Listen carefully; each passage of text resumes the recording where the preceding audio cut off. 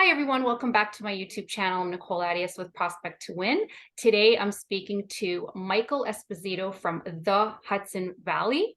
It's great to chat with you today. Tell me what you do. Thanks so much for having me on your show today. I'm very appreciative of being on your YouTube channel and all your other social media platforms, of course. So at Michael Esposito Inc., we consider that a media company where we shoot video content for YouTube channels like this, and we create really great, engaging content that offers value to our audience. Then we also have a podcast where I interview people like yourself, business owners, entrepreneurs. We've had some ex-NFL players on there who Oh, are cool. also great entrepreneurs over in Silicon Valley. Yeah, it was really cool. It's a pretty unique experience. I also have the opportunity to record this live in studio at the iHeart Studios in Poughkeepsie, but some of them are also done via Zoom, just like this interview is being done. And that's a really, really cool podcast. So that's the Michael Esposito Show on iHeart.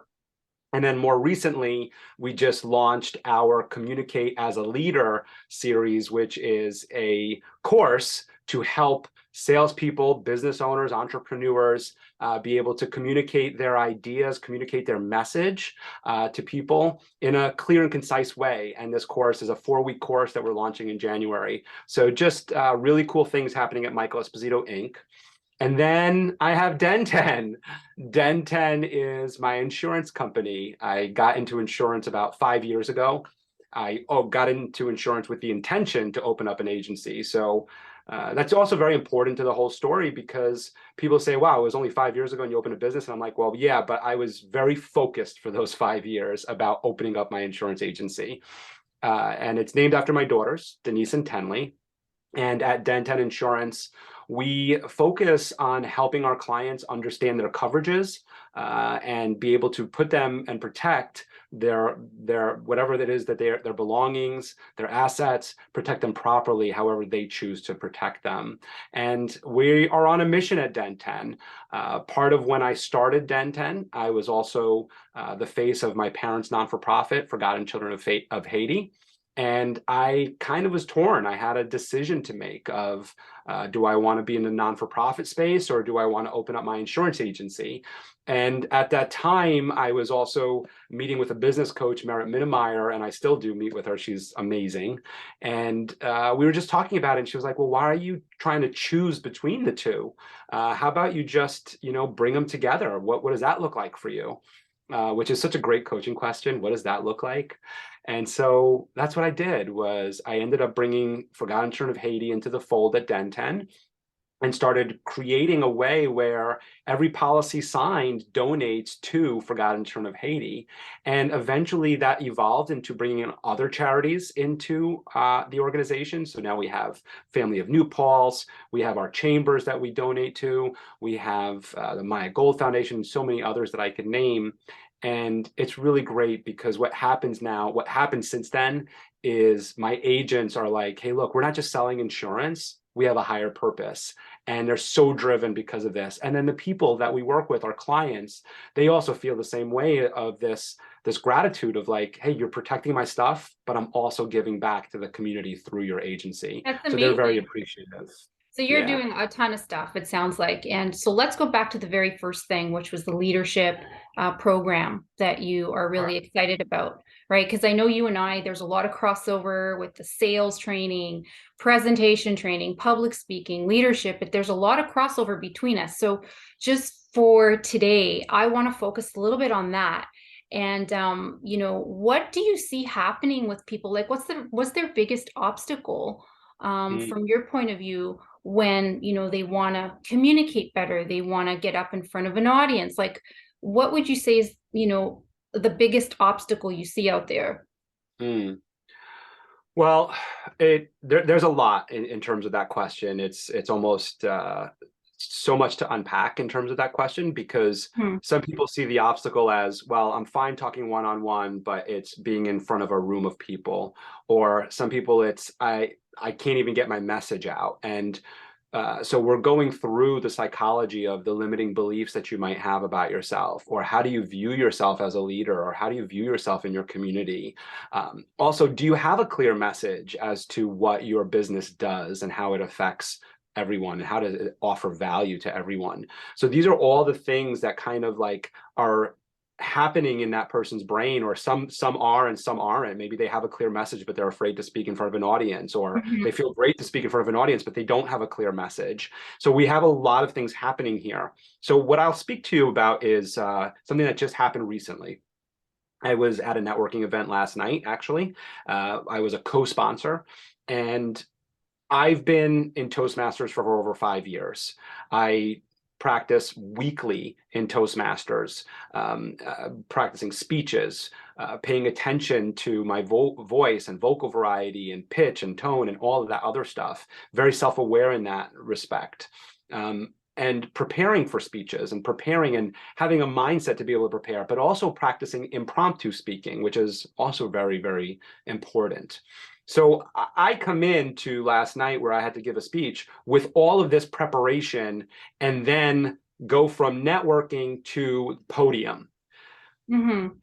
People don't see the preparation that happened from networking to podium. They think you rehearsed this speech, and people said that today, oh, what a great speech you did. I said, oh, I just came up with it there. But it's 5 years of practice. Right. And the person that came up after me, who's a CEO of a company, and he has several people in his organization,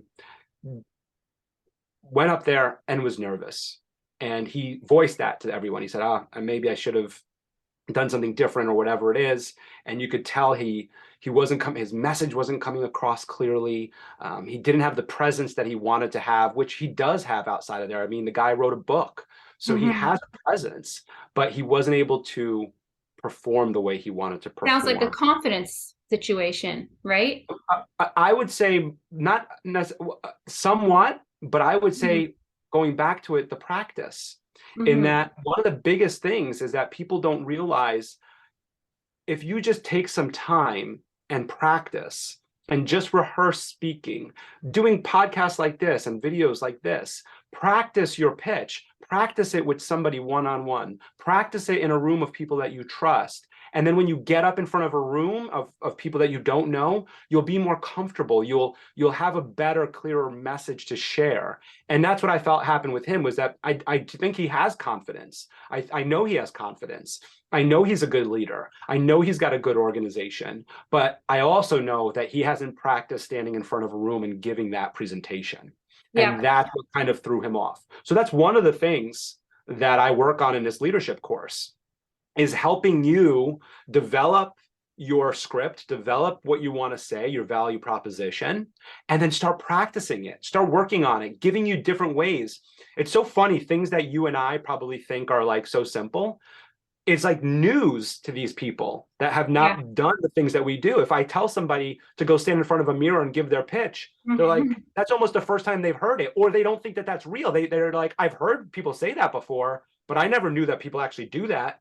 Yeah. And you're the first person I've heard say that, because that's something that I would say all the time: get in front of the mirror and practice in front of the mirror. I don't know where you learned that, but I was told that years ago, and I'm also Toastmaster, by the way. So, well, ex-Toastmaster, but so I understand all the stuff you're talking about: vocal variety, pitch, volume, tone, pace, all that stuff. It's really, really important. And it's the practice, it's the repetition, because, sometimes you could know your stuff and you think, oh yeah, well, I don't need to practice because I know my stuff. But then you're faced in front of, like, I don't know, 30 people, 100 people, 5 people, like whatever. And you're like stumbling. It's because you don't do it enough. It's a different layout altogether. It's like having a message, and the way it is relayed is going to change based on the situation. So I'm glad, you teach people how to do this stuff more effectively. It's great. So, and now when it comes to leadership, like, how do you help people become more effective leaders? Is there a particular style of leadership? Like, you want to tell me a little bit more about that? Sure, yeah. And I just want to say that it's not teaching somebody these what you're talking about there, because that's an experience, right? It's giving them the tools. Okay. It's giving them the tools and the space to practice it, and the accountability, because so many times, and you know this, we'll say to somebody, well, record yourself or look in a mirror or say it in a room. And they go, oh, okay, okay, okay. But if you're not calling them a week later saying, hey, did you do that recording? Be They're like, not doing no. it. They're not doing it. And that's what Right. Toastmasters, and by the way, once a Toastmaster, always a Toastmaster. But that's what Toastmasters does. It holds you accountable, is that Right. you go, we meet weekly at my Toastmasters. So we know weekly that we're going to be performing. I know weekly that I'm signing up for a role. I sign up for a role every single week. I sign up for a role, whether it's a speaker as a giving a speech, or it's a Toastmaster or grammarian or something. I am signing up for a role. Yeah. And that is the big thing here in this course and in life, is that accountability. And that goes into the leadership piece to this, because the course name is Communicate as a Leader. Mm-hmm. So in the course, and it's a 4-week course, nowhere in the course do I tell you how to be a leader. Nowhere in the course do I teach you, here are the steps to be a leader. The thing is that once you start communicating, once you start giving a clear message, once you start speaking in a way that has gravitas, that lands with people, that has value, Mm-hmm. you, in their eyes, are a leader. I love it. I love it. Now, let me just, close off by asking you this final question. How does this all then link into sales, right? Because at the end of the day, it like how would you answer that? Yeah. It's 100% sales, because here's the thing, and you know this with cold calling and with calls, is that you can go into cold calls and you can make 100 dials and you'll sell something, right? Right. You don't know why you sold it. You have no clue. But it's because you got a live body that wanted your product, and that's it. And it could have been you, and it could have been a robot, and it could have been anybody. But Mm-hmm. when you have confidence, when you are a leader, when you have a clear message, when you're able to provide value, those 100 calls with that one sale turn into 100 calls with 10 or 20 or 30 sales, because it's no longer about a numbers game. It's about a value game. It's Oh, I about love what that. kind of, right? It's about what Yeah. kind of value are you providing for the person on the other end? And what kind of space are you giving them to be able to communicate with you? Because that's what a leader does. A leader doesn't just communicate and scream and rah, rah, rah. A leader also listens and hears what is needed and tries to problem solve and try to Mm-hmm. find a solution. Sometimes the solution is not your product. Sometimes the solution is referring it to someone else. But Exactly. guess what? When you refer it to someone else and then that person actually needs your product, it all comes back. And so when we talk about how does it relate to sales, when you're a leader and you're listening and you're problem solving and you're forming relationships, meaningful relationships, and you're following up and you're doing all the things a leader does, it's no longer a numbers game. It's a value game. It's a game about making relationships and building out for longevity, not for the instant sale. I love this. This is so great. So, Michael, what is the best way for people to reach out to you?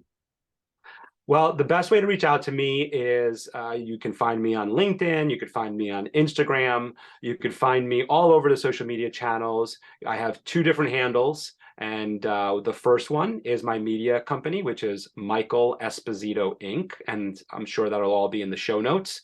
So Mm-hmm. at Michael Esposito Inc. on all the different social platforms, TikTok as well. And then for insurance, for the insurance side of the business, it's all on all the platforms, den10.io, at den10.io on all the platforms. That's the 2 handles. So that's really a great way to get in touch with me. It's an easy way for everyone. Of course, you can email me. Both emails are also pretty simple. It's Michael at Michael Esposito Inc. or Michael at den10.io. Really simple, and it'll all be in the show notes, I'm sure. Thank you. Awesome. Thanks so much for today. Thank you for having me on your show. I'm so excited. I can see. All right. Thank you.